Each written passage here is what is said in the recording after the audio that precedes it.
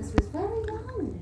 Yes, but now we have a very important job because Father Christmas has asked us to train up the reindeer so that they are strong enough to fly on that one magical night a year, Christmas Eve. Yes, that's right. And we also help look after the huskies who pull Father Christmas's sled whenever he travels in Lapland. Father Christmas is so relieved to have you all here today to help the elves with all of their toy making. He's even asked us to look after you today and show you around. Does that sound like fun? Yeah! Oh, hello! We didn't hear them. Does that sound like fun? Yeah! That's really good to hear. And I know that he is so looking forward to meeting you later today. So as you know already, I'm a reindeer trainer. So those of you with reindeer stickers on, you are going to be part of the reindeer team today. And those of you with husky stickers on, you're going to be a part of my husky hero team today.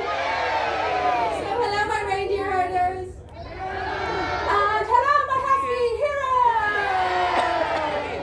Now, before I take you to Lapland, I need to be sure that you can all